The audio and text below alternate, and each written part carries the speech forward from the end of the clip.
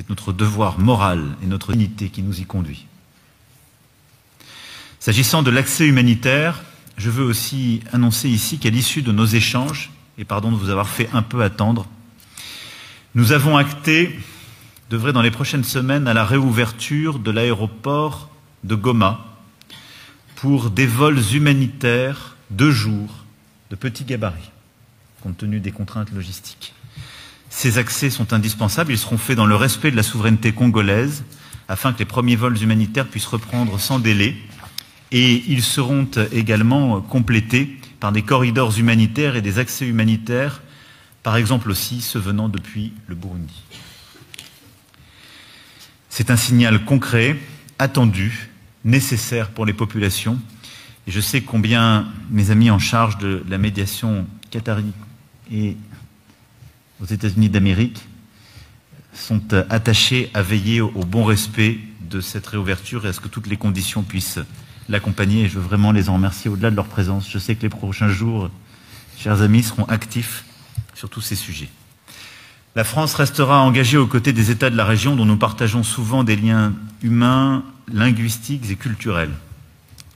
Nous soutiendrons les efforts diplomatiques prometteurs en cours pour une solution politique durable dans le respect absolu de l'intégrité territoriale et de la souveraineté de la RDC et de tous les États de la région, pour la mise en œuvre des résolutions du Conseil de sécurité, pour la poursuite sans entrave des missions de la MONUSCO, pour la lutte contre les forces négatives et les discours de haine, pour le travail d'enquête indépendant sur les violations des droits humains qui a été lancé sous l'égide des Nations Unies. Je veux ici aussi souligner combien le contrôle africain doit être renforcé, combien ce qu'a dit le président Faure, au titre évidemment de sa médiation et Il faut d'abord procéder d'une façon ordonnée, puisque l'aéroport de Goma n'est pas un aéroport qui est en l'air, c'est un aéroport qui est dans un territoire occupé par des autorités de fait. Donc ici à Paris, les M23 n'étaient pas représentés.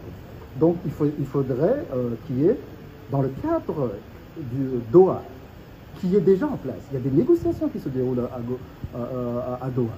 Et donc les partis discutent de cette question, des conditions de réouverture de l'aéroport de Goma, et puis aussi pas de cette question aussi sécuritaire qui rend difficile la réouverture de l'aéroport pour l'instant. Mais de toute façon, les partis peuvent discuter à Doha et décider de l'avoir suivi. Ça, l'aspect sécuritaire, c'est quelque chose qui a manqué.